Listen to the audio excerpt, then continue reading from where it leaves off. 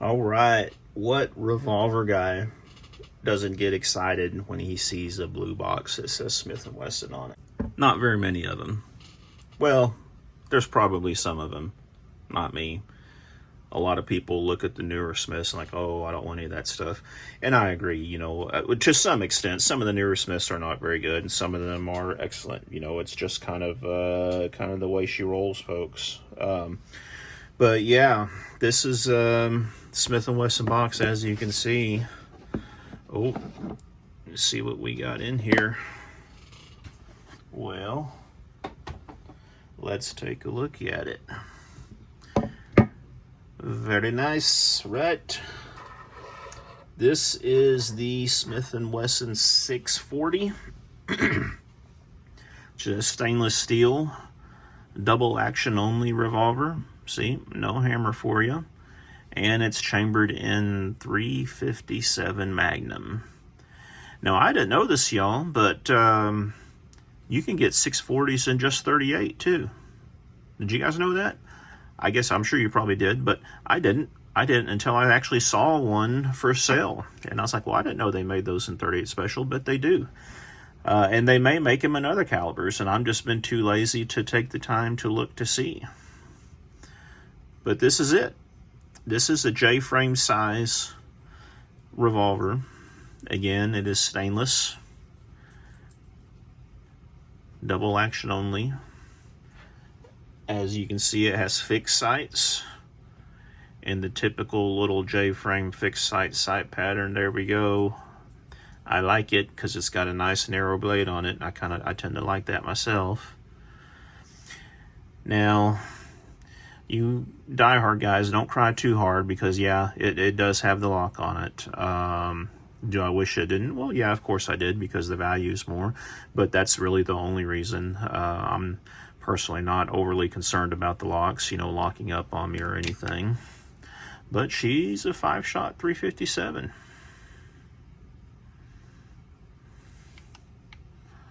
And this is a -3, 640-3. You can see she's been fired a little bit. Not a safe queen, but not a whole lot.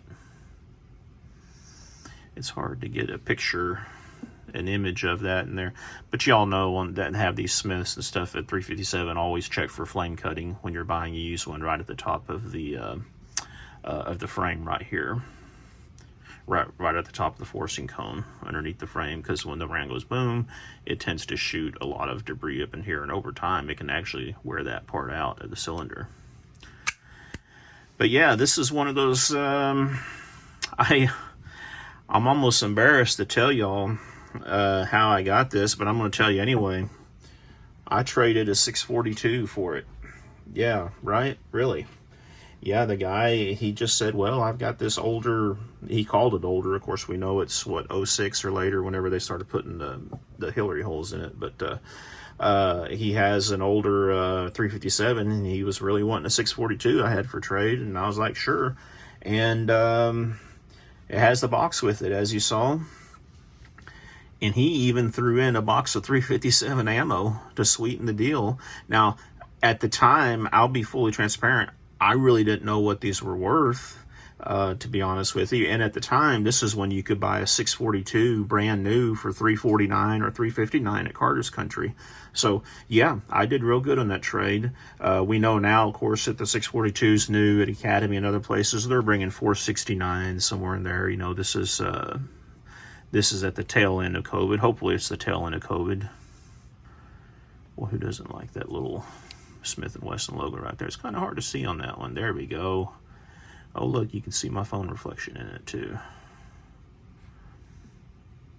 But there's not a whole lot to say about this one, beyond the fact that it's just a beautiful revolver. Now, interesting thing is, most Smith and Wesson J-frames do have an 1 7/8 barrel. I believe this one is a full 2 inches. You can look that up, Google it to see if I'm wrong on that. Or look at the business end of that thing. Who wants to look at that? Not me.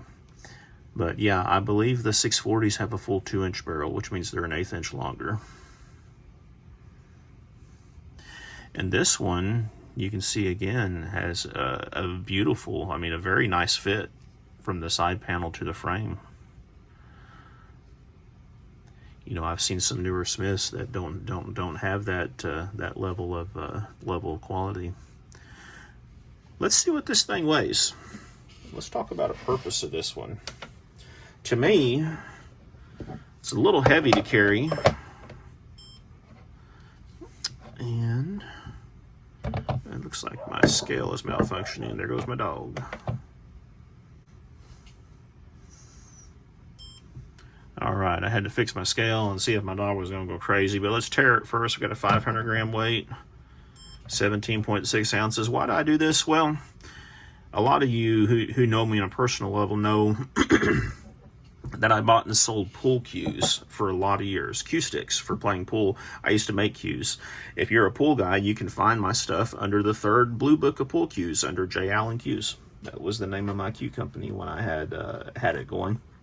But you want to talk about someone sensitive to weight, try to sell a high-end cue to somebody that insists it has to be between 19.5 ounces and 19.7 ounces, or, oh my God, they can't make a ball with it.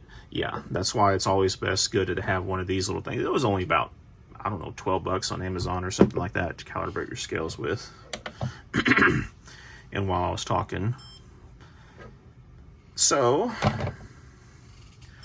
23.3 ounces. Well, y'all, that's a pretty hefty little chunk. Now, to me, that pretty much blows it out of the category of pocket carry. But 23.3 is not so heavy that I wouldn't consider it for belt carry, possibly even outer waistband holster, in a waistband holster, something along the lines of that.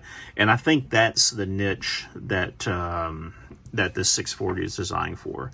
Possibly someone who needs a little bit more firepower than a 38 special, or they want the extra weight, because anybody who's shot 38, especially 38, I mean plus P's in particular, through like an air weight, like a 642 or 442, they can tell you how much those things hurt your hands, yet alone 357 Magnum. Now, I know Smith makes the I can't remember. It's that PD series, the ultralight. It's like an 11 ounce 357 Magnum, something insane. God, so there is no way I would shoot a Magnum through there. If I did, I would probably only do it once and then be crying for the rest of the week. But maybe I'm lightweight. I don't know. But when you have a heavier revolver like this, shooting 38s, you can shoot 38s all day long. 38 plus Ps, it's a breeze compared to trying to shoot it through a lightweight. Now, 357s, I've shot them through this before. Yeah, they still give you a nice little wallet, but it's not so much to where I think I would dismiss it for carry purposes, especially if you need it. Now, one application I could definitely see this being a good revolver for would be for protection in the woods. Get you some of the buffalo bore 357 Magnum hard cast bullets, loaded up with this, and I wouldn't feel undergunned going up against anything short of a grizzly or maybe a big moose or something like that, you know, charging at me. But yeah, this could very well fit a nice little niche right there. Put it in a chest holster where that weight is nicely distributed. Yeah, I could definitely see this being a good contender for that. As a matter of fact, you know, as a matter of speculation, I guess would be a better terminology on it versus fact. If you guys ever watch Brooke Whipple's YouTube channel, I think it's called Girl in the Woods. It's Brooke Whipple. She was a contestant on the series Alone, where they take people out in the woods and they leave them basically for X amount of time to see how long they can survive. Check out her channel sometime. She's got a really good channel, but a lot of times she has a small snub-nose revolver on the side because, you know, she's in parts of Alaska. They have property in Alaska and up in the Michigan Peninsula. And I think it might be a 640 because I believe it is hammerless. And I actually asked her the question once in a comment. And of course, she's got a lot of subscribers. I'm sure she probably didn't get a chance to see the question. But yeah, that's a nice little fit for this. And it's a nice, a nice nightstand gun. Now, personally, I prefer something with some more rounds, clip fed when it comes to home defense. But I could see a lot of people who are not real familiar with guns would appreciate this for its simplicity and 5 rounds of 357 Magnum on tap are nice. So if you're curious, I'll show you what I carry in this, or keep in this. What the heck is that, Hillbilly? Now, if you saw my other video, you already know what this is. But this is an Underwood 38 special round. It's not a plus P. It's just a regular standard pressure 38 special, but it is Underwood brand. And those who know Underwood know that it's loaded hot.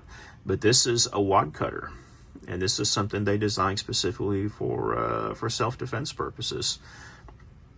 Now, the catch is a lot of times 38s have problems expanding out of these short barrels. And so the theory is this wad cutter with the wider profile bullet, you get excellent penetration. And as you can see, when it hits something flat, you know, it's just going to tear as it goes in. It's not pointed or anything. So that's the theory behind that. I like these because out of a full stain revolver like this, they're real easy to shoot. And I'm a big believer in being able to fire multiple rounds and hit your target. So that's my round of choice on this particular one. Now, with that said, yeah, sometimes I do load her up with some Federal 357 personal protection rounds, just in case. But more often than not, you'll see me with those little Underwoods in it.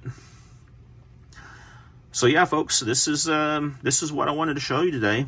I had thought I did a video on this one already because this is one of my favorite revolvers. These are one of those ones that it's going to take a lot for me to get rid of this one. I'm going to have to really hurting for money or storage space or something like that. I know my wife, when she first saw this one, she tried to claim it as hers, which she's done with a few firearms over the years. I don't know if y'all have wives like that, but when they see something they like, boy, let me tell you though, when she saw this one, she tried to claim it hers, and I still have not given it to her. But I did make her the promise that if I'm ever tempted to sell it or trade it, she has first dibs. That's nice of me, right? I don't know. Anyway, it's gonna be with me for a long time. I'll probably go to my son and one of my grandkids someday. So thanks for watching, y'all. Again, I really appreciate each and every one of you that watch my videos. Please take the extra minute to click that little thumbs up, that like button. That really helps out. Subscribe to my channel if you haven't already. Share it with your friends if you want to. And as always, let me know if you have any questions. Just post them right down there in the comments. Y'all have a great day. We'll talk to you soon.